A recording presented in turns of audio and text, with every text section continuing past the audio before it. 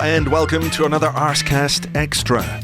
James is away on his holidays this week, so stepping into the hot seat, it's Andrew Allen. Good morning to you. Goodly morning to you, I should say, because Arsenal won the Community Shield. Yeah, goodly morning. Thanks for having me on. I hope James is having a nice holiday. Yeah, I'm sure he is. Taking some time off before the madness really kicks in of a new season, I guess. Yeah, I mean, I watched his video after the game yesterday. It sounded like he obviously made the effort to tune in and all the rest of it, and he made some good observations as usual, James. So, doing it from the countryside by the looks of things. Yes, I don't know where. I'm sure online analysts will be able to find out exactly where he was by checking out the background of the video. Not that I'm suggesting anyone should do anything like that. James will be back next week. You were there. You were at the Community Shield in Wembley. Before we go into the nuts and bolts of all of this, must have been a nice day out. I know we were talking a little bit before you set off, and there's always a certain amount of trepidation when you're facing Manchester City. You didn't want to be on the end of the wrong result, and even if we could, in our many ways, compartmentalize that if it happened, it is just much nicer to win and to beat Manchester City in kind of funny circumstances, which we'll get into. Yeah, I mean, we've got a pretty decent record at Wembley now, stretching back, all the way to the Birmingham game, is it? I think maybe in 2011. We've pretty much won every game we've been there, which makes leaving that hellhole of a stadium much easier when you're happy and smiling. Difficult yesterday? It's always difficult getting out of there. But look, there was lots of happy Arsenal fans, and it does make it so much easier. I think, to be fair, I get the sense from City fans that there's a certain level of Wembley overexposure for them as well. I don't think they were absolutely, massively excited about the entire occasion in the same way that maybe Arsenal fans were slightly starved, having not been able to go for the FA Cup and the Community Shield in 2020 and stuff. But yeah, it was a great day. I mean, the weather in England has been pretty horrendous recently, but the sun actually came out for that second half, and Arsenal fans were having to squint into the sunshine as the penalty shootout was taking place. And all in all, really good. I should do a quick shout out to my usual mates who we always do a kind of Baker Street Pizza Express pre-Wembley jaunt, and we order the Lucky Tomato Salad, and the Lucky Tomato Salad has done it again. So yeah, thanks everyone. Yeah, well, thank you, Tomato Salad, for masterminding that victory yesterday. Nothing to do with Mikel Arteta or his players or their character or their determination or their will to keep going. It's all about the tomato salad. We can be thankful for this delicious fruit. I don't know quite where to start on this, but I suppose we should talk a little bit about the team selection. And it was more or less what I thought it would be until we got into the final third. The front three, if you like. And I wasn't really expecting Kai Havertz to start up top. I wasn't really expecting Gabriel Martinelli to start on the left, although that's not necessarily a surprise. But Havertz as the 9 in this system was a bit of a surprise because we haven't seen it in pre-season, but Arteta has talked about his versatility, his ability to play, on the right, behind the striker, as a striker. And it felt a little bit like, this was a way of having a look at him in that position. In a game that you want to win, it's important, or as important as you want it to be. But it's, there's no points at stake. So it's a chance to have a look at him in that sense. But then also it leans into what he said a few weeks ago about being a bit more unpredictable. Because I didn't predict it. I didn't see too many people predict Kai Havertz starting as the 9 in their team sheets. So what did you make of that decision? Yeah, I mean, I think Havertz himself might have been quite surprised by the whole thing, given the noises around his being signed not as a number 9.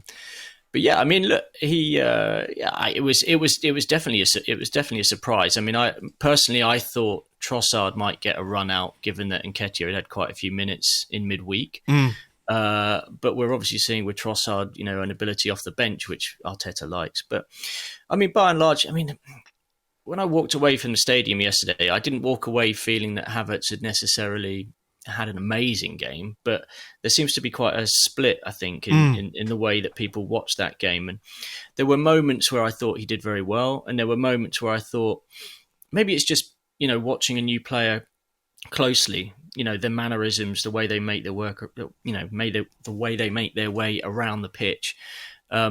He's tall and he's gangly, and he doesn't kind of move really, really quickly. But he does have moments where he's obviously strong, can hold up the ball. And I did think actually in the second half in particular, some of his closing down was really, really good. And I don't know whether the TV cameras caught it, but Arteta was really impressed by, his work off the ball, trying to chase down, City defenders who were carrying the ball up the pitch. So, yeah, I mean, he displayed a willingness, which I think was more than anything was quite impressive.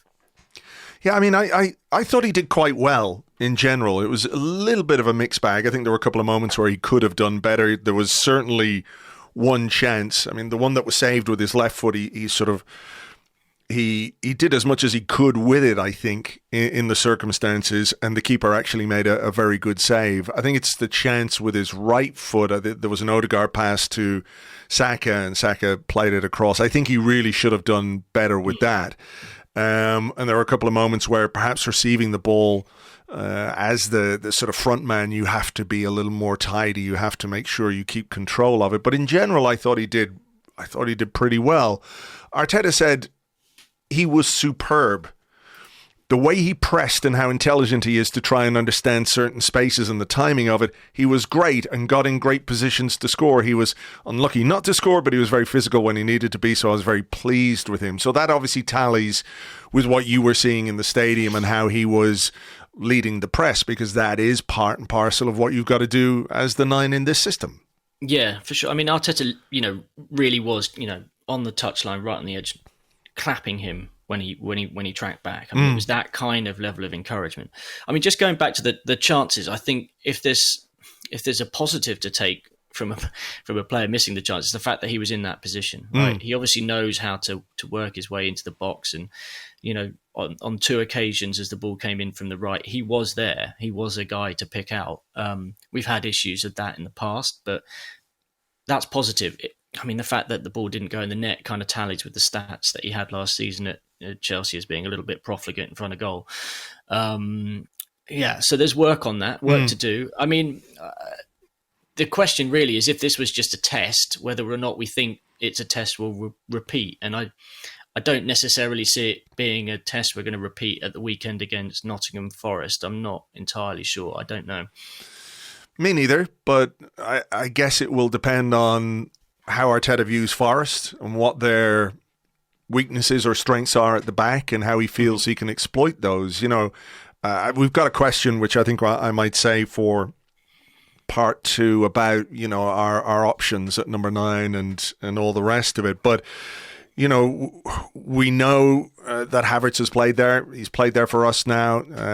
Decisiveness in front of goal, I think, is a consideration or a concern, perhaps. But certainly in terms of how he led the line, Arteta was particularly impressed. I mean, the game started in, I suppose, what you would call traditional fashion against Manchester City, in that they controlled it from the start. And I'm curious as to what your thoughts were in the stadium, because I think what we did was allow them possession, but work very hard to control what they could do with it. And I think the fullbacks were very, very good. I think the central defenders were good. You have Thomas Partey in midfield with Declan Rice there, so there's like a physical presence, a solidity in there. And we came back into the game, certainly in the second part of the first half. I think we got on top and played, some good stuff. But what did you make of it in the stadium? Did that feel deliberate to you, that Arsenal were sitting off, you can have the ball, but we're going to make sure that you don't get into the areas where you can really hurt us? Yeah, I mean, I guess it's what I'd call a wavy game. I mean, it came in waves, City kind of controlling possession, and then, go on for almost 10 minutes at a time, and then Arsenal would have 5-6 minutes of probing themselves. I thought Arsenal's shape was really good. I haven't had a chance to watch the whole game back, but just watching the first 15 minutes, how compact we are and the spaces between the players, that all looked really positive, given that, you had 3 new guys pretty much operating in a triangle almost, with Havertz and Rice and Timber. Obviously Martinelli was there as well, but I thought we were controlled. I mean, it was interesting listening to Declan Rice speak after the game about it being a game, or a game of mini games, right? And I think that's how it kind of played out. Lots of little chunks of games where Arsenal maybe just thought, well, let's not do anything silly, because let's look back at what happened in the second game last season, where they absolutely destroyed us in the first 15, 20 minutes. And it was about getting our eye in, controlling the space, allowing them to do what they need to do, but without actually allowing them to get in behind us. I think the first real chance of the game was Rodri's effort that went just sort of spun past the post when Declan Rice made a bit of a block. I mean, there had been a cross that had come in as well that Ben White had done quite well to clear. But by and large, I mean, we restricted them. There were a couple of moments where maybe we were a little loose in possession, I thought. Didn't quite kind of break away in the way that you'd want. Thomas Partey, a couple of times it felt like maybe just a little bit loose. But we got, bit by bit, we kind of came into it. City almost decided, okay, it's your turn to have the ball for a bit, and we played some nice stuff. It's really encouraging. Yeah, I mean the way it sort of tilted our way after City had lots of their dominant possession, which I don't know what you think, but I find exceptionally boring. Their football just leaves me absolutely cold. It's like a well-made-up corpse. It's just, I just don't connect with it on any level. I can see the technicality of it, but it's just death by 1,000 passes, I guess. And I know that's part and parcel of what Arteta wants to do as well. And maybe we'll get there and we'll become that. But I would hope that we do it with a bit more panache. But there was obviously some bits and pieces going on. In the game, not necessarily between the two teams, but the manager was booked, Thomas Partey was booked, Kai Havertz was booked, and it felt, a bit like City players weren't being punished for the same kind of fouls. Bernardo Silva made a couple of very cynical fouls and didn't get booked. I think Alvarez got booked for the same thing Thomas Partey got booked for, which is nudging the ball away when the ball goes dead. This is a new guideline, apparently. You wouldn't have heard this, but basically on ITV's commentary, it felt like, it should have had promoted by PGMOL all the way through it, because, they were like, oh, these are the new rules and these are good guidelines. And this is, this is going to stop players doing this, is going to stop players doing that. And, I found it a bit frustrating, I have to say. Inside the ground, was there an awareness that this was a new guideline? I mean, these things always happen at the start of a new season, don't they? They say, these are the new guidelines. We're going to be really, really strict on this. And in the early weeks and months of a season, referees are, and then they tend to forget all about it and it just sort of fades into the background again. I kind of feel like that's probably where we are with this stuff. I mean, I have to say, I came into it completely ignorant of the fact that there was any, refereeing alterations being planned or made. So when Partey got booked, I assumed it was for the pull. I didn't realise it was for kicking the ball away. And I think, as City kind of got away with fouls and we were getting booked for off the field stuff, you could feel the tension building up in the stadium, and Arsenal fans were really quite pissed off. I don't know if they showed it in the TV coverage, but the camera in the on the big screen kind of panned towards Howard Webb in the stands at one point. And there were boos, yeah. There were huge boos for him, almost immediately after a couple of Arsenal players had been booked, as if it was a kind of like pantomime villain moment there. Yeah. I mean, it was frustrating, but without the context as well, it was all the more frustrating. Because they were saying on ITV, now they have been told, the referees have visited the training ground and they've all been told, so this is their own fault. It's not, the referees are brilliant. This was the tone of the commentary. So. Yeah, and the thing is it felt, without the context, like the referee was losing control of the game, because in no way, shape or form was this a dirty game? Was this a game that was kind of, full of edge or anything like that?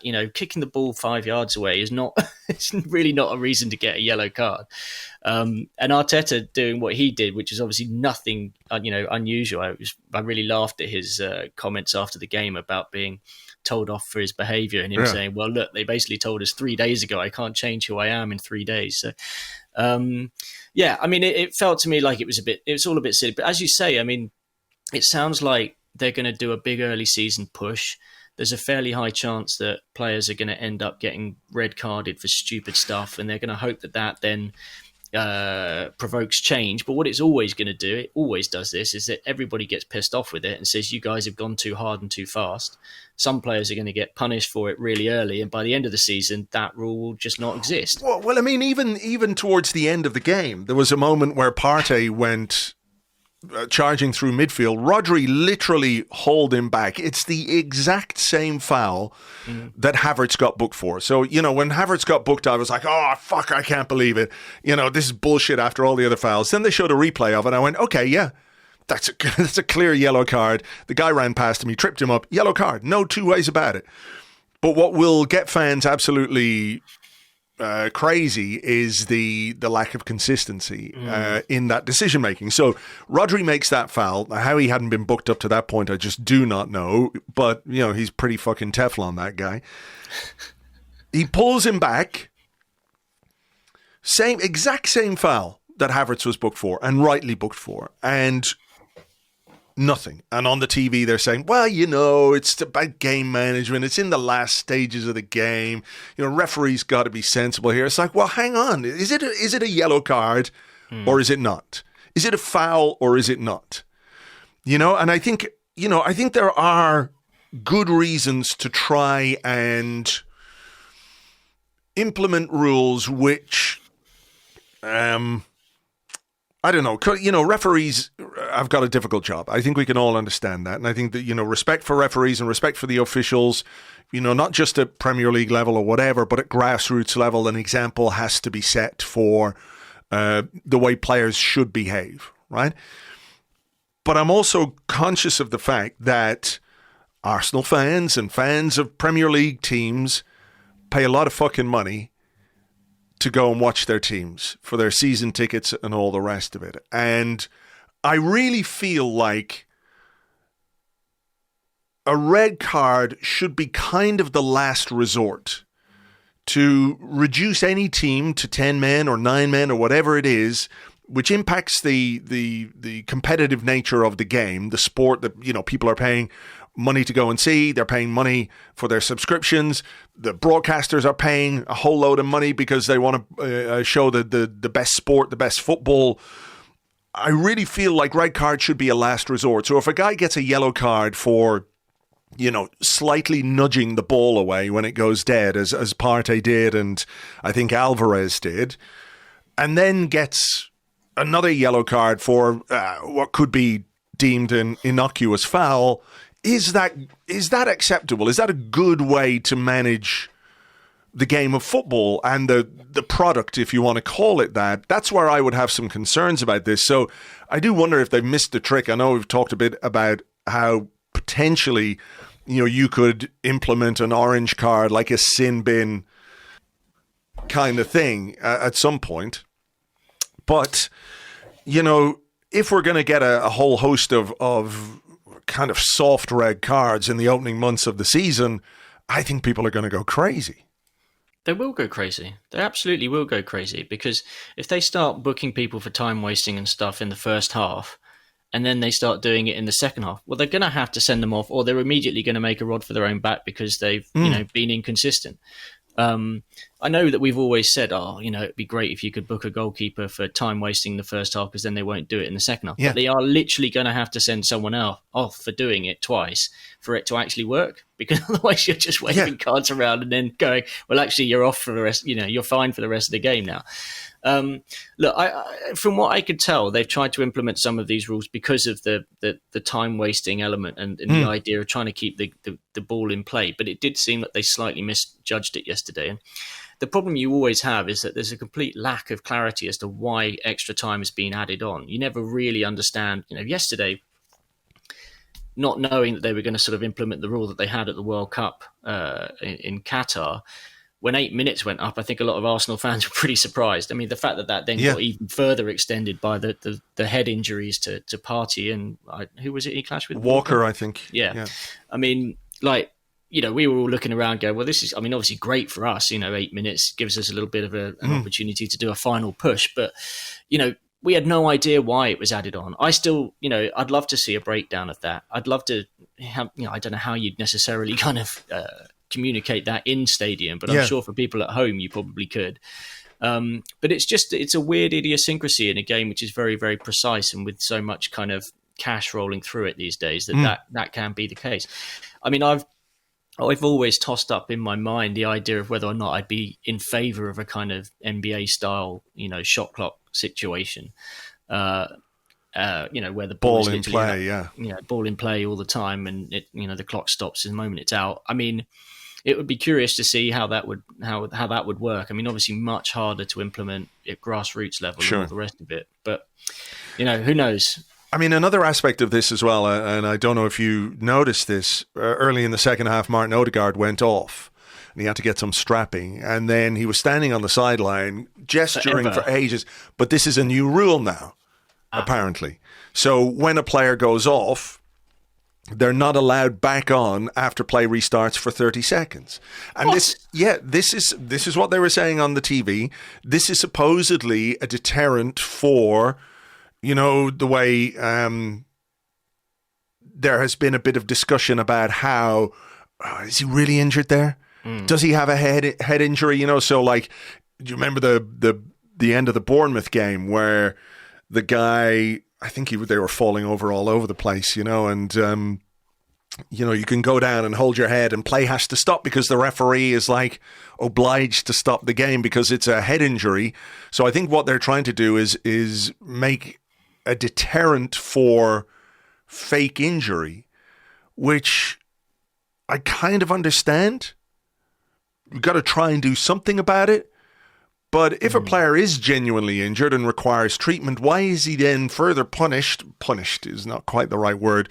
But, you know, if he goes off and if he gets his treatment, he should be entitled to come back on straight away. So I don't know how you quite manage that situation, but that's another thing that's going to affect people. Because I guess when you were in the stadium, you had no idea about that. And you were just going, why is this fucking referee not letting him back on? Well, that's exactly what everyone thought. So, you know, given everyone was already pretty disgruntled by the kind of innocuous bookings, to then see your captain kind of stranded on the touchline while Manchester City launched wave after wave of attack, we were not impressed. But I mean, as you say, if there's a genuine injury and the player goes off because he's forced to, because that's what the rules say, and then you've got to stand there for 30 seconds. I mean, 30 seconds is so much time in football. Can you imagine that at the end of a game where you've had a player off and, you know, it's a vital moment, you're trying to defend a corner or something, and suddenly you're down to 10 men, 9 men, even if it happens with 2 players.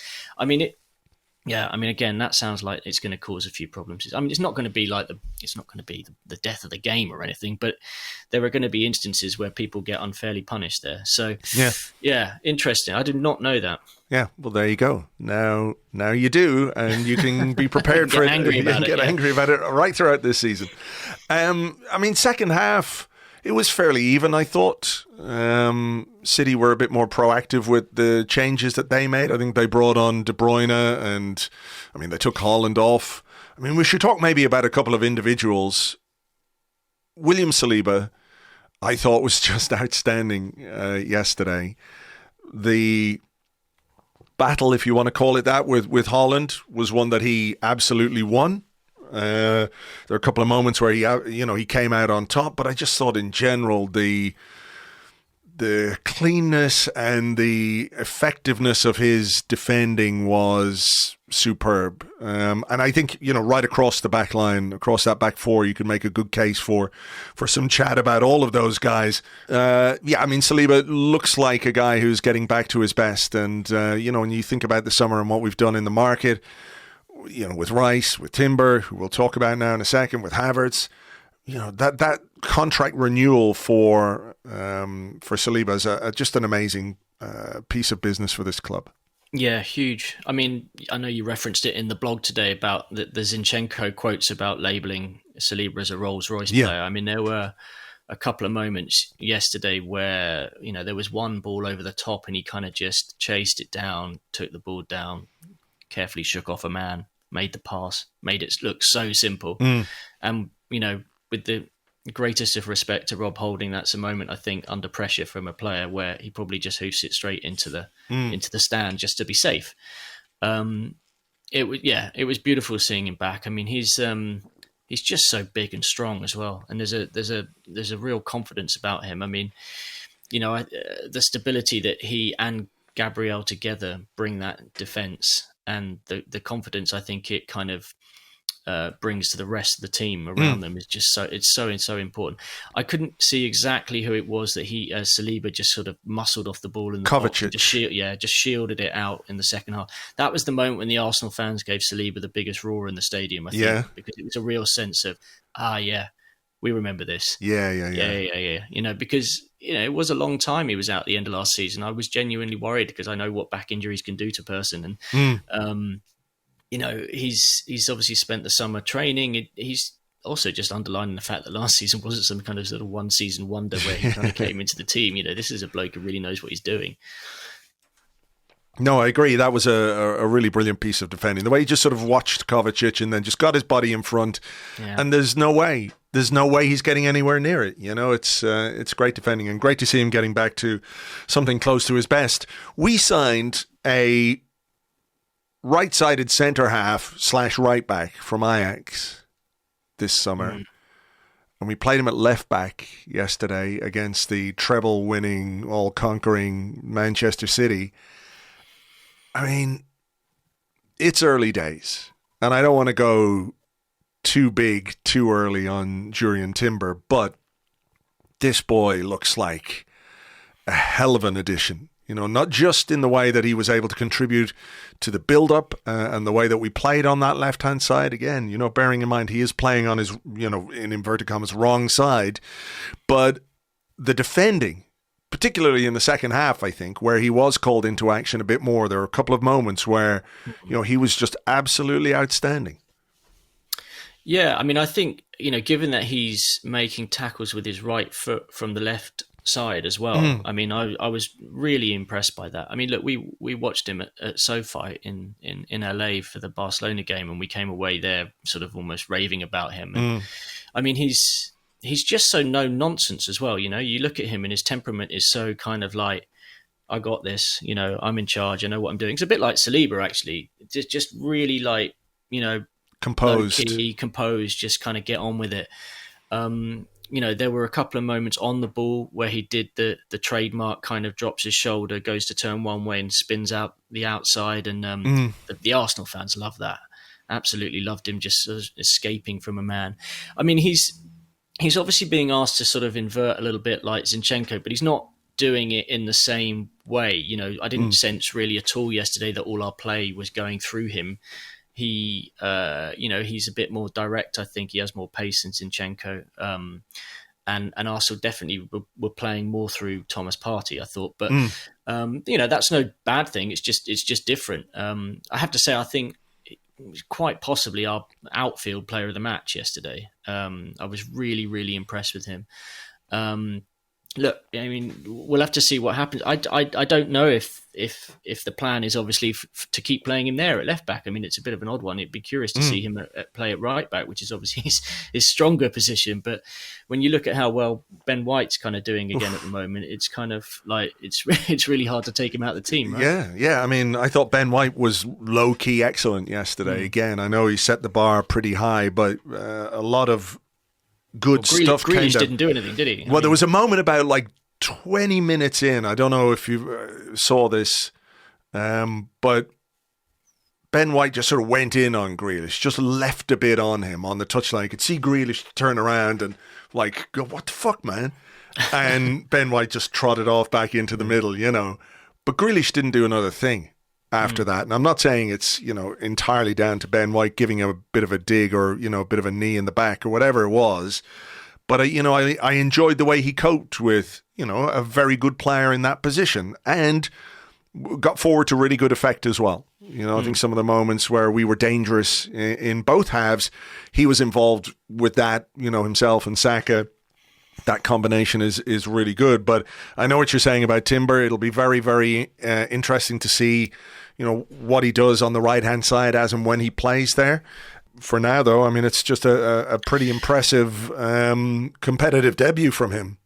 Yeah, I mean, look, as an entire unit, they look big and strong, and I think even if you take Timber out and put Kivior in, again, strong. Take White out, put Tomiyasu in, again, big strong boys. Yeah.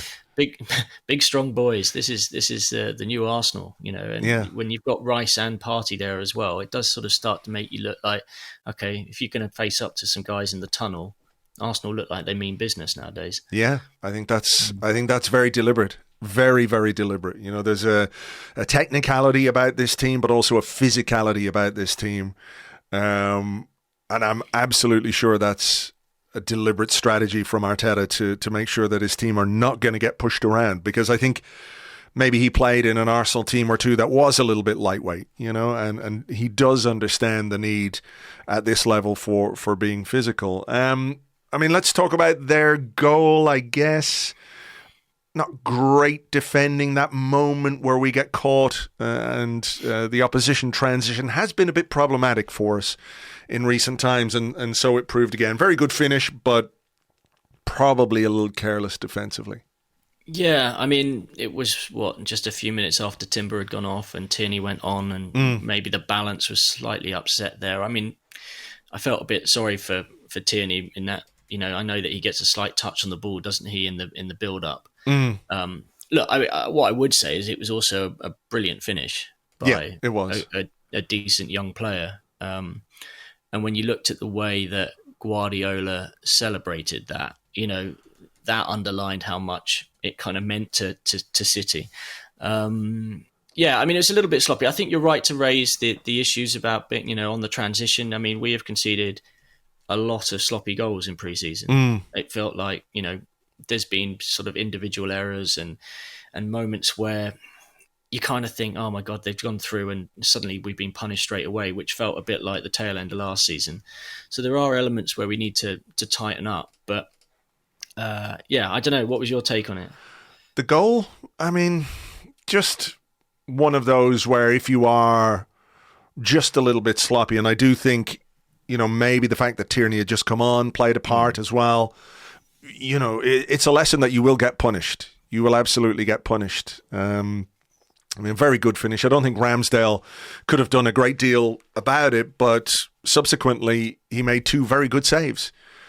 To keep us in it. There was the one from Foden. Foden went through, and then I think he it squirmed under Ramsdale's body, but he got his body there. I think the one from the corner afterwards that resulted was actually probably even better. It's a brilliant save, actually, because he has to readjust and get down with his right hand. I think it was a save from Rodri. So, those moments where after you concede, you can be a bit vulnerable. I think that was evident, perhaps, in the way that the game played out. But you need your goalkeeper in moments like that to keep you in the game, and so it proved. Mikel Arteta put on. Who did he put on? He put on Smith Rowe and Vieira, I think. Was Eddie back on? I think Eddie was on at that stage. I can't quite remember. Yeah, I think it was Eddie who came on for Declan Rice, actually. Yeah, that was just after their goal. And then you have those 8 minutes of injury time. And Trossard is a guy who makes things happen for Arsenal and has made things happen for Arsenal since he joined. I do have a bigger question about him, which we'll save for part 2. But, sometimes you do need a little bit of luck. And his shot deflected off Akanji and in, and we go to penalties. Yeah, I mean, at that point in the game, I wasn't holding out much hope for an equalizer, I have to say. I thought City were just going to shut it down. But I think the fact that 8 minutes of injury time was shown really boosted the Arsenal players. They suddenly thought, okay, this isn't done and dusted. we had a nice little spell of possession actually in advance of the goal, where I think Trossard and maybe Vieira were sort of playing, Smith Rowe maybe as well, actually were playing it around on the touchline. Some nice little touches. And some back heels. Yeah, exactly. And the Arsenal fans really got into that and sort of cheered and pushed the team on a little bit. And I mean, obviously, you take a shot like Trossard, you're hoping for the best. I mean, it was a ridiculous deflection, really. I saw De Bruyne was asked in the mix zone after the game, what did he think of the goal, and he just said shit. Which was quite funny. Yeah. But look, they all count, and the thing about it is you're in a game like this, you want to win it. You're playing against Manchester City, you're 1-0 down, it's right at the death, and you score a goal, and it's great, because it gives you another chance. I mean, there was no question that Pep, having eaten well this summer, it seems. I've seen a couple of questions about that. Look, I'm not here to stand in judgment myself. I've seen our pictures from LA. I'm not. I'm not judging a 52-year-old man for. Yeah. But look, he celebrated vigorously when they scored. Our goal was celebrated vigorously, and as it should have been as well, because. Whatever else you say about the Community Shield, its importance, what it means, those players out there have suffered at the hands and feet of Manchester City over the last couple of years. There have been games where we've played well and we have not got the reward that I think we deserved. You think about the game on New Year's Day, the late equalizer, or winner rather, for Rodri. But I think it means and will mean something to them to have won this game, albeit on a penalty shootout. Practice makes perfect, I guess, when it comes to penalty shootouts. We've had a few this summer during pre-season, deliberately so, perhaps with this in mind, or just as a useful exercise anyway. And having scored late and taken it to penalties. It was really, really nice to win it and to enjoy a penalty shootout as much as I did. Yeah, I mean, it was interesting seeing both Ramsdale and Arteta reference the fact that they practiced penalties. And what's that? We scored 9 out of 9 in the space of 4 days, because all the ones against Monaco went in as well. Did we get to 5 there? I can't remember. But anyway, I mean, they're all good penalties. Very composed. The players looked like they knew what they wanted to do, if not exactly where they wanted to place it. They knew the technique they were going to use to take it and how they were going to get the goalkeeper to go down or not. I was really pleased. I mean, like, the last time Arsenal fans were there for the Community Shield was the one against Chelsea, which I think was a 1-1 draw with a Kolasinac header, and then we won on penalties that day. Wasn't there one against Liverpool as well? And there was one against Liverpool as well, without fans, Oh, yes, that's right, of course, there were no fans. Yeah, so, I mean, it was, the Arsenal fans were absolutely loving it. Obviously it was down our end. I mean, just very composed. I mean, I saw there was a question about... who should take our penalties this season, which I think is a question we kind of mulled over post so far as well. Because Odegaard goes up first, he takes his penalties with an interesting technique where he kind of sort of runs around the ball before stuttering and then putting it in. But he looks very, very confident when he's doing it. And as a player who you expect to be on the pitch all the time, he's making a decent case to be the guy who steps up and does that. Would you have him over Bukayo Saka? I mean, look, we've seen Bukayo miss them.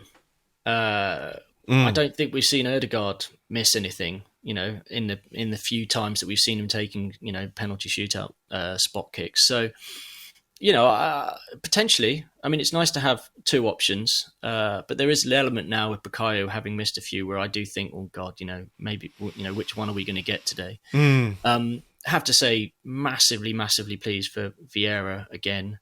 Having missed the one against Manchester United, took a little bit of stick for that, didn't he? He did. 2 out of 2 now. 2 out of 2. He's done his bit coming off the bench in the same way that Trossard has in the last couple of games to kind of actually show a bit. I say he started against Monaco, and I thought he was decent against Monaco actually, but against Barcelona, who came off, put the ball in the top corner, in open play, and then he's scored this with, I mean. was just beautiful. I mean, a penalty that goes in the top corner is always my favourite, I have to say. Yeah, the guy on ITV's coverage, was it Mark Pugac? I think it could have been. As he's signing off, he says something like, a Vieira penalty in the top corner to beat a Manchester club at Wembley. Where have we heard that one before? And Roy Keane is sitting right beside him. So Mark Pugac is a big gooner, so I mean, well, there you go. That'll explain why he holds that so fondly in the memory. There you go. Yeah, a lovely little piece of broadcasting, even if, he's probably not going to be on Roy Keane's Christmas card list. I'm not sure Roy Keane sends many Christmas cards. No, probably not. Or they all just go, fuck off, you cunt. I mean, the celebrations and the scenes afterwards, I think were really nice. We can all understand where the Community Shield fits in the grand scheme of things. We all know that.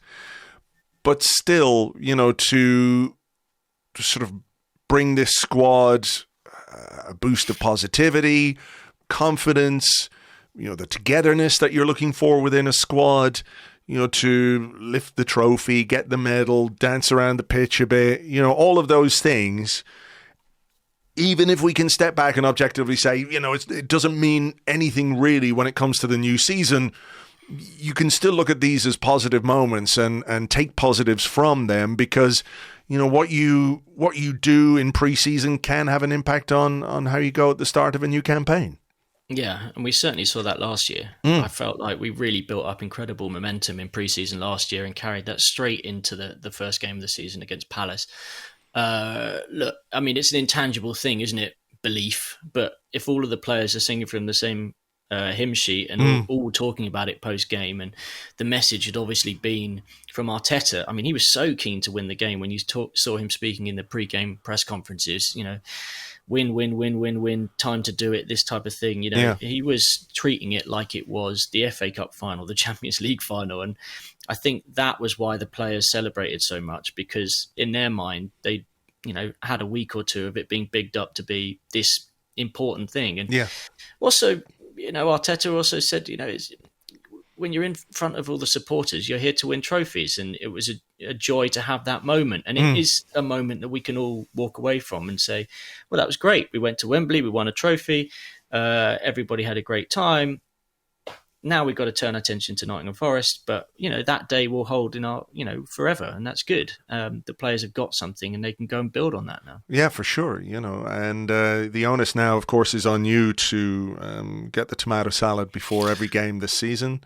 I would like, everybody to send me their tomato salad pictures before every game going into the new season. Yeah, God, there's your Twitter. Your Twitter's fucked now for the rest of the season. There's going to be tomatoes galore between now and May. And look, overall, I just think it was a good day for Arsenal. A bit of resilience, if you want to call it that, maybe a bit of good fortune along the way. But I think we've had moments against Manchester City where we haven't had that rub of the green. And, it's about time it happened. And then to sort of clinically dispatch the penalties. And let's not forget Aaron Ramsdale made a save from Rodri, very good save as well, which really tilted that penalty shootout in our favour. Quite noticeable how the players went to him straight after the final whistle, in the week where that article came out in the Players' Tribune, and he's very open, very honest about all of it. And there is this, I guess you would say, existential threat in the shape of David Raya, who apparently was at Wembley yesterday. That those were nice scenes as well. And I think, what Ramsdale showed yesterday in his performance, throughout the 90 minutes and in the penalty shootout, saving a penalty, that if David Raya does come, he's not going to give up his place without one hell of a fight. And maybe that's part of the motivation. From Arteta's point of view, is to keep these guys absolutely and utterly on their toes, because you cannot be any other way and achieve the things that we want to achieve. Look, there's absolutely no doubt in my mind that the gap between Ramsdale and Turner was probably too big for Arteta to be comfortable with, right? I think he wants all of his players, and he's got that in almost every position now, players of equal quality who are snapping at each other's heels, who are pushing them on in training. I think Turner's a very good shot stopper goalkeeper, but there are elements of his game that I don't think will ever get to the level that Ramsdale has. And for that reason, he'll never be a first choice goalkeeper at Arsenal. And I think, Raya has the quality on paper, and we've seen, 2 seasons in the Premier League now, to do all of those things at the same level potentially as Ramsdale. I think it's great. I think I really want to see them pushing each other. And if one of them gets pissed off because they can't get in the team, that means that's because the other one's doing really, really well. And that's a great problem for Arsenal. Yeah. Who benefits? We do as a team. Yeah, exactly. So, I just wanted to ask quickly, what is the etiquette at the end of a penalty shootout when you've scored the winner, but the goalkeeper's made one save? Like, who should be mobbed? I know Ramsdale kind of got a lot of the love, but Vieira went off to kind of have his moment and maybe didn't quite. It was sort of like an 80-20 split in favour of Ramsdale.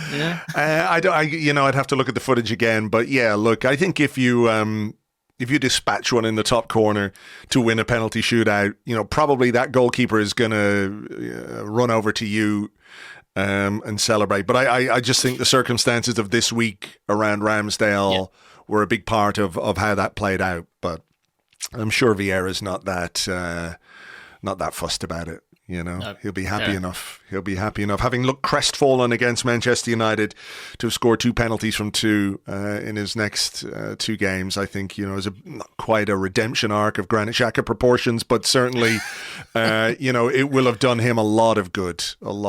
So, anything else from yesterday that you want to touch on before we take a break? Odegaard, just Odegaard things, just really very good, isn't he? I mean, he makes people fall over by just wiggling his feet around, and people fall over. I mean, we'll probably get into this when we talk about some of the departures and selling and all that kind of stuff, right? We've all recognised that Arsenal have done and continue to do very good incoming business. I think the improvement is obvious to everybody. But £30 million for Martin Odegaard is genuinely one of the best bits of transfer business this club has ever done. He wasn't even at his best yesterday. It wasn't one of his stellar performances, but there were moments where you're just looking at him going, oh my God, how did you do that? I think you're absolutely right to bring him up. Was it Alvarez who went down trying to chase him and then seemed to actually end up limping after the... I don't know if that was caught by the TV, but the crowd loved it because it wasn't just he got away from him. As Alvarez got himself up and then started walking, and he was walking with a limp, the crowd just went up again. Another big roar. I do think there's what we're seeing at the moment is maybe the Rice Odegaard axis kind of still trying to get used to each other. Odegaard was brilliant and really good at just getting the crowd up at the right moments as well, which is, that leadership quality that he's sort of growing into or growing. Rice, we haven't spoken too much about Rice, and I don't know whether we will in the second half, maybe with some questions, but I thought he was relatively quiet, but there was a moment again in the second half where he kind of, I think City were escaping with the ball and he just sort of turned on the afterburners, chasing back and won Silva, the ball. Just nicked it off him. You were just like, okay, I see what you bring. Not that I needed a full remind, but it was just like a really nice kind of moment where you were kind of like, and again, the crowd absolutely loved that. It was the kind of one moment where you kind of thought, okay, I've seen it now. Yeah, I think he is settling in. I think he's going to take a little bit of time to bed in, and perhaps it's not a bad thing that we're not saying too much about him at this point, which seems counterintuitive when you spend £100 million on a player, but you just want him to come in, do his job, and I think he's done that and is doing that. But that was a great moment as well, because I think Arteta was a little frustrated that we didn't win that second ball, and then all of a sudden, He's just sort of chased down Silva and took the ball off him. There's actually, I don't know who's written this, but there's a really nice line in The Athletic this morning about Rice, which says he will make Arsenal a richer symphony simply by being able to play with contrasting moods, which I think is just a wanky way of saying, sometimes he really goes for it and other times he can be, just the guy who sits back and is quite a calm presence. Right. Well, I suppose we better check out who actually wrote that before we call it wanky. One of our good friends, Oh God, here we go. Let me find it. No, I mean, when I say wanky way, I mean I've deliberately pulled it out as a nice piece of writing. That's what I mean. I'm not, I can't even find it now. It was. It says by Mark Carey and Moore.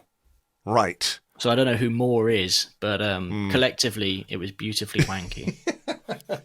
All right, and on that wanky note, we will leave part 1 of this show. We will come back with your questions and more in part 2 right after this.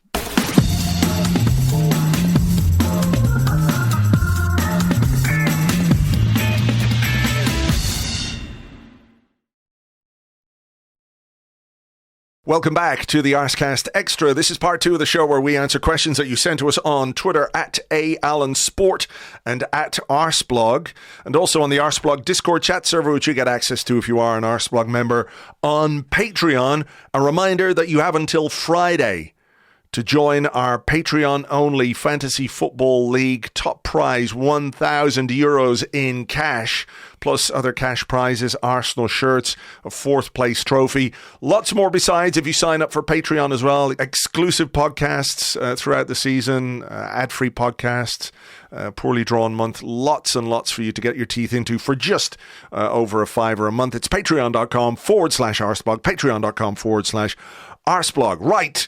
Andrew, as you are the guest today, I will allow you to go first because I don't have a question prepared. Okay, I am going to go with one from Craig Clarkson on Twitter at Craig_1. And he says, our subs often struggle to impact the game meaningfully. In Trossard, we get that almost every time he steps on the pitch. It makes you wonder what he needs to do to start. Is this the role Arteta sees for him as a trusted sub rather than from the start? It's a really good question. I had a similar one, if I can find it here. Let me see. Yeah, it comes on the Discord as well from Haran B, who said, Arteta has mentioned a few times the concept of impact players. Do you think he sees Trossard as more of an impact player than a starter? And do you think his performance today makes Arteta likely to consider him a starter or just cements his place even more as an impact player? I think this is really interesting because having players who can affect a game from the bench is very, very useful and very important. But I think if you're a player like Trossard and you're 28, 29, you're going to want to play as much as possible. So I think it's going to be a bit of a balancing act for Mikel Arteta to find, exactly the right way to use Trossard throughout this season. Ideally, like all things considered yesterday, I would have started him as the 9. That would have been my choice as the 9 over Eddie and certainly over Havertz because I wasn't expecting that. But I figured he would play on the left because he did so well against Barcelona, did pretty well against... did he play much against Monaco? I can't remember at this point. I think he came off the bench maybe. Yeah. Doesn't matter. I can't remember. Doesn't matter. But, I was fully expecting him to start yesterday because I think he has been the most impactful player of pre-season. But Arteta obviously saw Martinelli and wanted to try Havertz there and, all the rest of it. I do have a suspicion that he is kind of seen as that, as a really good option from the bench because he's got the quality and the experience to change things if we need to. But I also think the level at which he is contributing pushes him very much into the equation as a starter as well. So I have to say, look, I'm very comfortable with him on the pitch, whether it's from the start, in the second half, as a sub, whatever it is. I really like this guy as a player. He's just so intelligent and smart. But I think Arteta is going to have to pay a little bit of attention to how many minutes he gives him. And, there is maybe a risk that if he doesn't start sufficient number of games, he's going to get a bit annoyed because he's not a 22-year-old who's got it all ahead of him. He is in the sort of the late summer of his career, and he's going to want to play. Yeah, I mean, I think at this time of the year, we're all quite prone to thinking short term, and you kind of almost forget how long the season is. And obviously last year, one of the things that we did, which probably ended up costing us a bit, was we put too many minutes into the legs of too few players. We were so reliant on a familiar starting 11. What you want is to have players who can do, come in straight away and do the job. And if Trossard was to start games post-Champions League, for example, against, let's say, mid-tier opposition in the Premier League, you'd have absolutely no problem with him being on the pitch. If he's then left to make an impact in some other bigger games, again, I think he's going to get plenty of minutes. And I think that versatility, whether it's playing off the left or playing as a false nine, is going to really be a massive thing for him. I suspect he's okay. I mean, if you're coming on to the pitch and scoring goals and making an impact, and everyone's talking about you as being the best thing since sliced bread, you might not be getting the minutes, but you're still getting the praise, and that's a big thing for footballers. So, I'm relatively confident that he'll get a lot of minutes. But I do think Arteta loves Gabriel Martinelli, who was relatively quiet yesterday, but he does something I think maybe Trossard doesn't do, which is that pace of his really stretches defenders and really makes them think about where they're going to position themselves, how they're going to play a high line, and all the rest of it. So, I wouldn't be too stressed about it. I mean, the other thing is that we always at this time of the year just assume everyone's going to stay fit, and they never do. Yeah, of course. So it's quite possible. I mean, look, we've already got Gabby Jesus sort of struggling. There's always going to be injuries as well. So he'll get minutes. I agree. I think he will get plenty of minutes. When you talk about Martinelli, he's a guy who got 15 goals in the Premier League last season. We're not talking about having to go up against somebody who's ineffective. And I think Martinelli has different qualities to Trossard, and they might be useful at different periods in games, perhaps, or against particular opposition. And I think perhaps this season, more than any other, we're going to have to move away from the idea of first choices in positions and think more about who plays against this team, who plays because injury, fatigue, the schedule, the Champions League, all of that kind of stuff. There's loads of minutes to go around, and ultimately, whoever starts or whoever comes on and scores goals is giving Mikel Arteta the best kind of problem and best kind of headache that he can have as a manager. So long may it last. You mentioned Gabriel Jesus. Here's a question from Greg Justum on the Discord. He said, are you both happy with our quality and depth for number 9 going into this season? I'm assuming Balogun is being sold. Am I happy?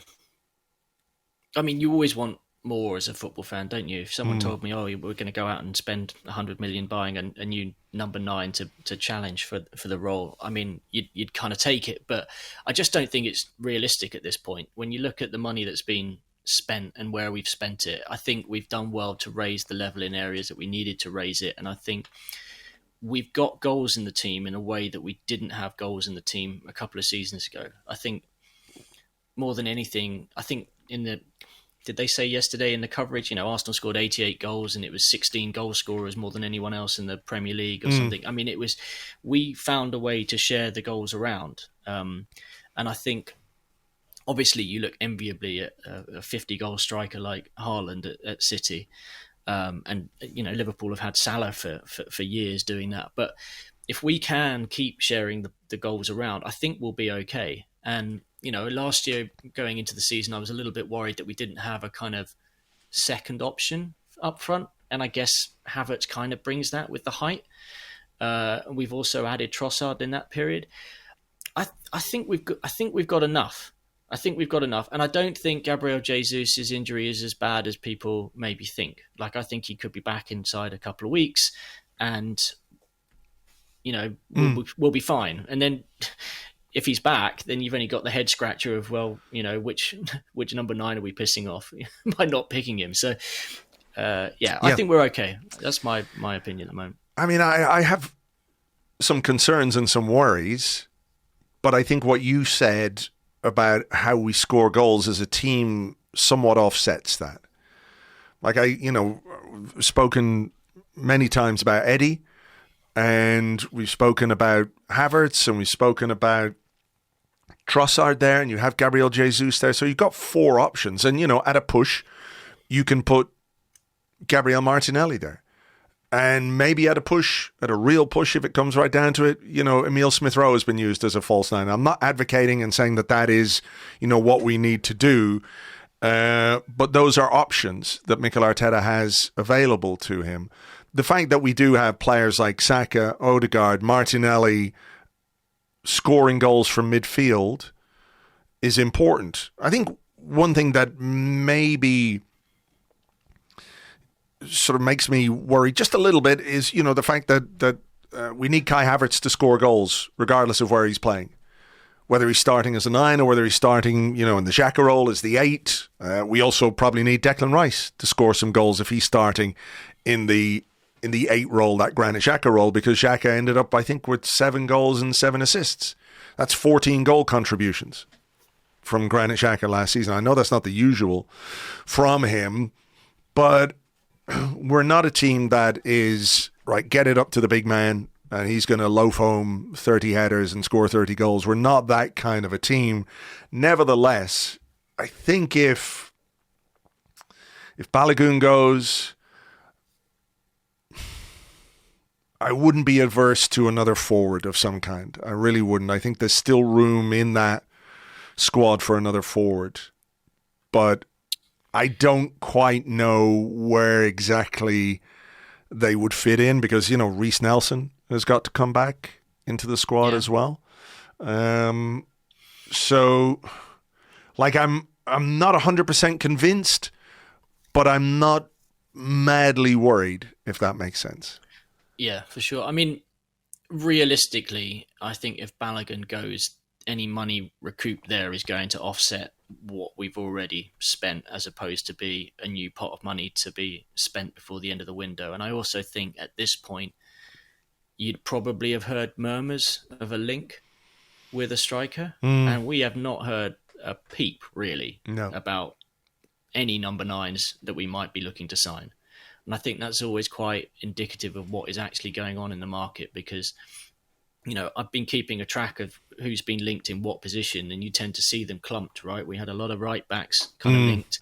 We had a lot of right wingers linked, although nothing ever actually happened on that front. And we had quite a few kind of holding midfielders linked, but we've not seen anything up front. And I think that probably means that we've not really been making it. We don't see it necessarily as a priority right now.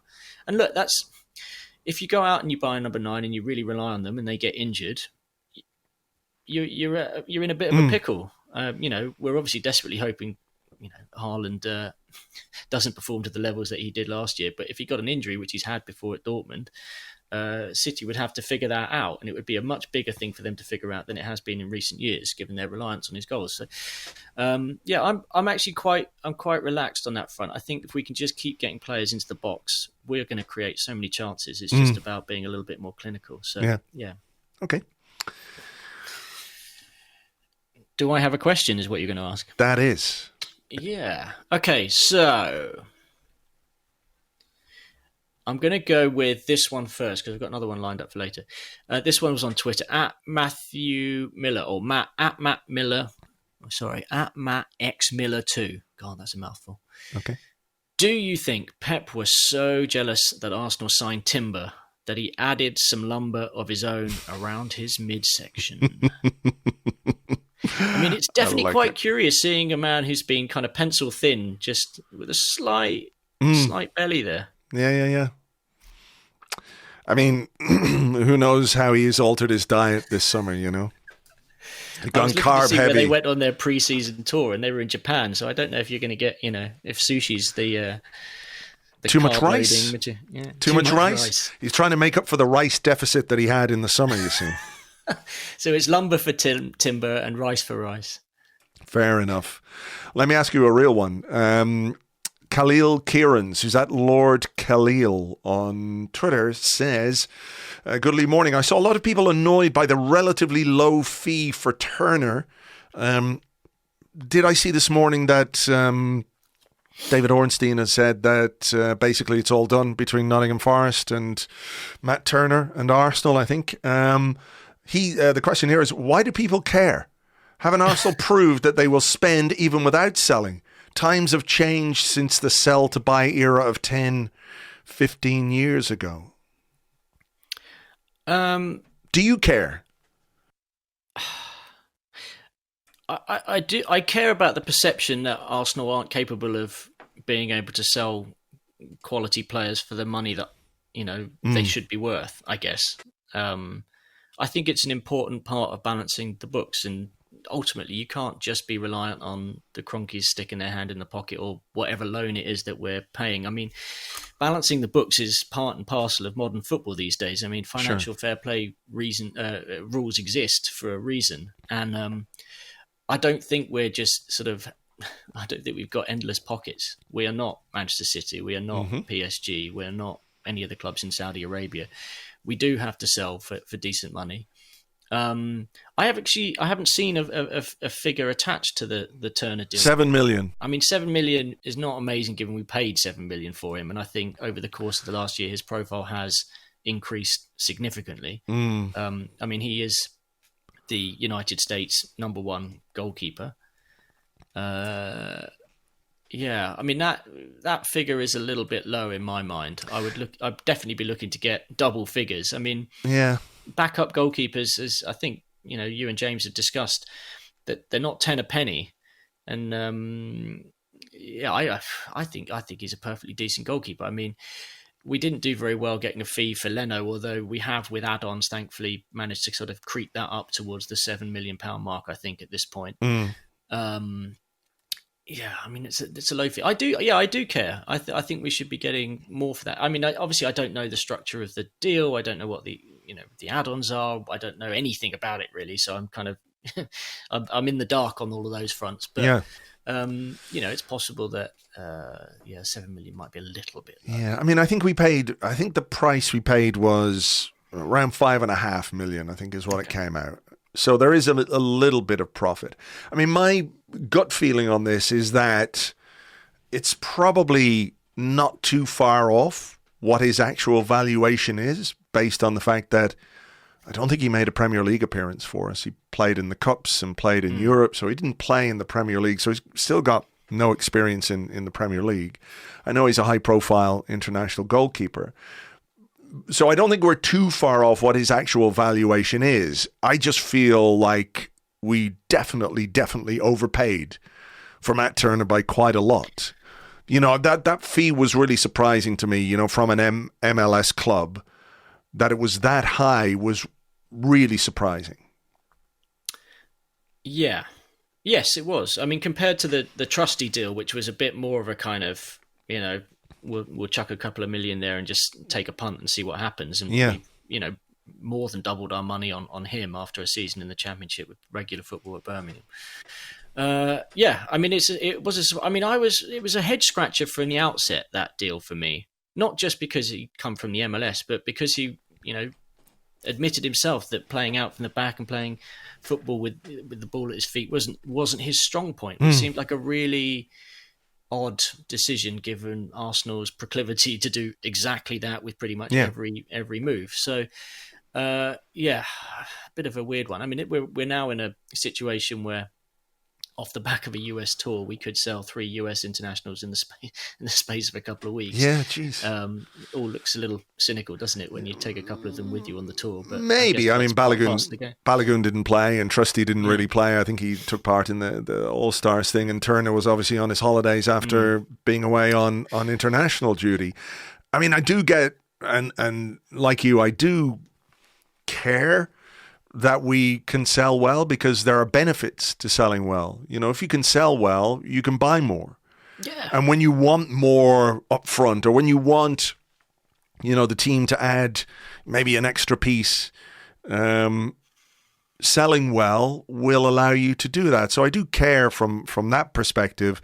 And I think the perception, and one that we still have to get over, of Arsenal being a club that doesn't sell well, I think it's more important now. I think when you're accused of not selling well, and what you're trying to sell is Mustafi and Cedric and Kolasinac, I think there are mitigating factors there. Like, the world's greatest salesman couldn't get much for those guys. But when you're in the market where you're looking to move on someone like Balogun, you're looking to move on an international goalkeeper like Turner, you're looking to sell perhaps Kieran Tierney and Rob Holding and, various players who are, if not surplus to requirements, certainly players who could move on this summer, I think you do have to try and change that perception as much as possible. So I'm curious to see what the exact figure for Turner is, how the deal is structured, if there's any add-ons. I feel like Arsenal, if the fee was big enough, would be briefing a little bit about that, to try and get that perception out there. So we'll see what happens. There is one last element, which is over the last few years, you've seen the prices for players associated with clubs who are doing well kind of go through the roof. Yeah. I mean, Liverpool were a prime example of being able to get huge fees for fringe players just because they seem to be Liverpool players. I know the young England goalkeeper who's at City who just moved for, 15 million quid to your friend to move to Burnley. Oh, Billy Cockermouth, yeah. Whatever his name is. Yeah, whatever his name is. I mean, what you want is to see the fees going up because it represents the fact that your club is being taken seriously. That they think that you are a decent club. For, as you said, like the last few years, we've been able to barely get anything. I mean, I'm curious to know at the start of the window when Arteta and Edu looked at the squad and who they were going to get rid of, how much they were hoping to recruit and where they feel that they're at on that pathway at the moment. We've had 20 million odd for Xhaka, which was actually in the end higher than it was initially reported. I think Trusty's not bad. 5 million, I think that's all. To me, that's all right. That's all right. For what he is and for what he's done. But maybe they think they can get more for Balogun, and you start thinking, well, okay, well, if we're going to get more for him and slightly less for Turner, then it all balances out in the end. We're aiming for a kind of a sort of overall figure. Yeah. I mean, the Balogun one is very interesting because obviously there's a lot of chatter about Inter Milan, and I think I've seen some people suggest that his Instagram activities were him simping for Inter just a little bit, but what they're offering isn't brilliant. I mean, how do we stand on the idea of Balogun being sold to a Premier League club for £15 million more than Inter were offering? Would people be happier with that? You know what I mean? Because if he goes to Inter, it's like a sale that can't hurt you. Yeah. If he goes to Brentford or if he goes to West Ham, for example, and you get more money, is it better to have more money? I don't know how people feel about these things. Not if he scores against us and denies us the title, I mean, it's far more than 15 million. It's sleepless nights for the rest of our lives. Here's a serious question, though. I mean, we're selling Matt Turner to the team that we're opening the season against. Is there any case to be made for, we'll do the deal, but we'll do it after we play you? Yeah, 100%. Just, we slow it down until Friday afternoon until we sign that final piece of paper, and then you say, right, you can announce it on Sunday. Like, you're not... I'm not sending him there to train this week so that he can save a penalty from Saka, Jesus Christ. Yeah. No, okay. So, yeah. I'm sure the club have thought that through, though. Yeah. Look, I suppose the thing is, if they're prepared to sell a player, you're going to have to face them at some point. If you're going to sell them to another Premier League club, you're going to have to face them at some point. Doesn't matter if it's the first game of the season or the 15th or whatever.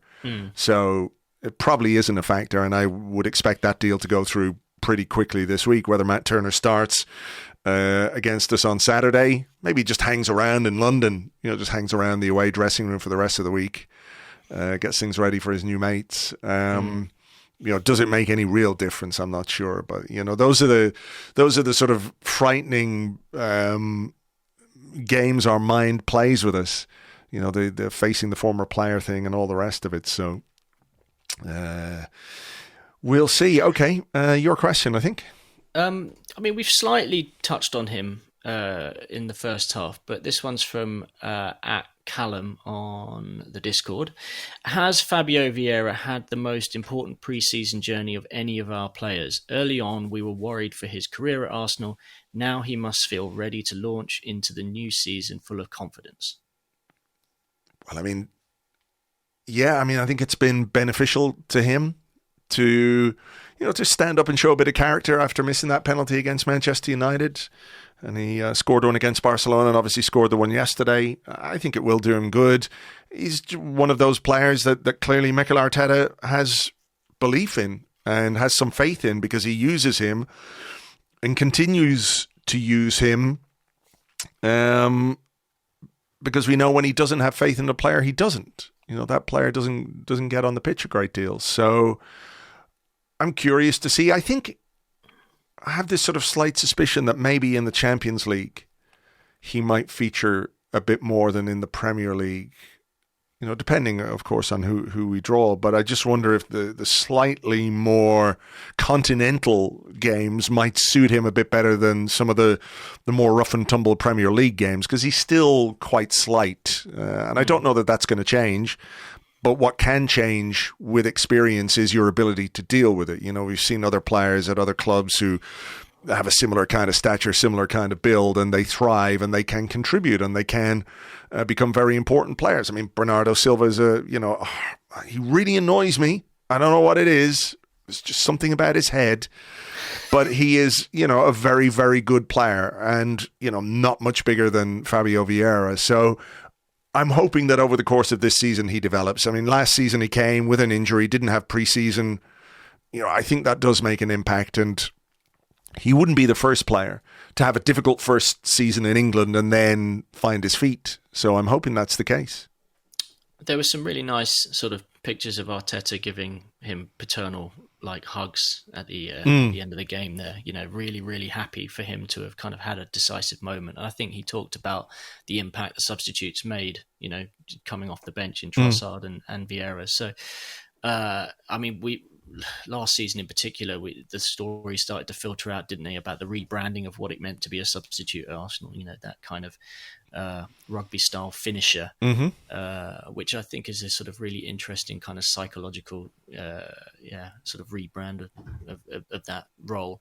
I mean, he's been playing quite a lot off the right, hasn't he, in pre-season? A kind of almost backup for Saka, partly, I guess, because Nelson's been injured. But, yeah, I mean, he is one of these players who has the versatility, but maybe unlike Trossard, maybe isn't knocking on the door for a start quite as much. But, time's on his side, really. I mean, he's got a long-term contract, and I think, as you say, he's got the faith of the manager, so it should be okay. I think he'll play a bit.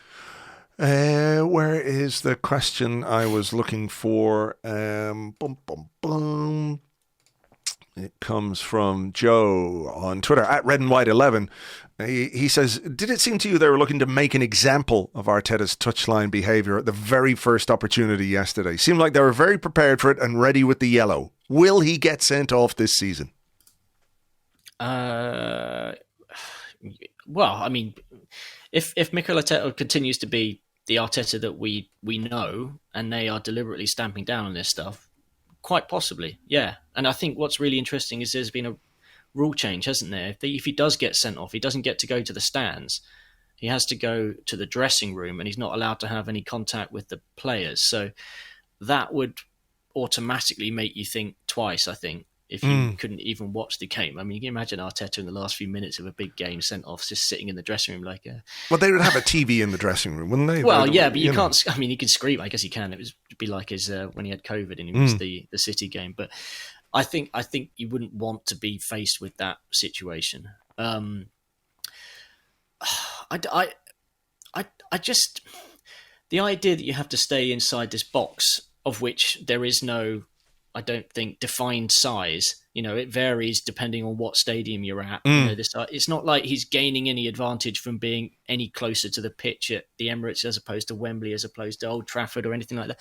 It all just seems a bit kind of arbitrary, right? Arbitrary, yeah, absolutely. But if it's the screaming at the fourth official and the behaviour, that I can kind of understand why you might tone it down a little bit. But he is who he is, and. Yeah, I mean, it's going to be very, very... I mean, he obviously found it quite difficult yesterday to just sort of as he said, I cannot change my behaviour in 3 days. It's a very difficult thing to do. We try our best. I try my best. I understand the rules. I understand where they're coming from, but we can get frustrated because sometimes we don't understand what part of the technical area we are in. But it's fine. We will adapt. How damaging do you think it is if the manager gets sent off in a game? I mean, it can be. It can be because, they're the figurehead of the team, and ultimately they make the decisions, So if a manager's sent off and in the final 20 minutes, you have got a decision to make about who comes off, who goes on, all those things. Like, I don't buy for a second that if Arteta or any other manager got sent off, there wouldn't be some communication with the bench. I know they say you can't, but of course you can. There's people who can shuttle back and forth between the dressing room. There are, these mobile devices that allow you to talk to anybody anywhere in the world all at once, So I do think it is a bit damaging, though. I kind of agree with the question in that I think he is probably or was probably very much in the spotlight when it comes to touchline behaviour because of all the focus that was on it last season from various, idiotic people that we all know going on and fucking on about it. But the reality is that put him in the spotlight a bit. I think the booking yesterday was for asking for a booking because when I can't remember what foul it was. I can't remember who got fouled. Let me just go back on the... Well, in which case, the referee should have gone around and red carded the entire Arsenal end at that point. Yeah. All the fans. Sent you all home. Let me see. I think it was... Havertz was... Yeah, it was a Havertz foul. Havertz was fouled by Rodri. Very much a borderline yellow card, given the precedent that had been set earlier in the game. And I think Arteta was booked for his reaction to that. It wouldn't surprise me if he was sent off because it's all well and good saying you can't change your behaviour in 3 days, but in 3 days you've got another game, and you're going to get sucked into the passion and the way that football. There's so many people who are different people on the pitch and on the sideline, whether it's managing or coaching or playing. I've known so many people who are completely different characters outside of the 90 minutes. And it's not malicious or anything like that. It's just who they are and how they experience the game. And I think he is somebody who gets very sucked into it in a visceral way. And I'm not sure he's going to be able to adapt quite as quickly as the rules have changed. So let's see. If I was a betting man, I'd probably put a $5 on him getting a red card at some point in the early part of this season. 100%. 100%.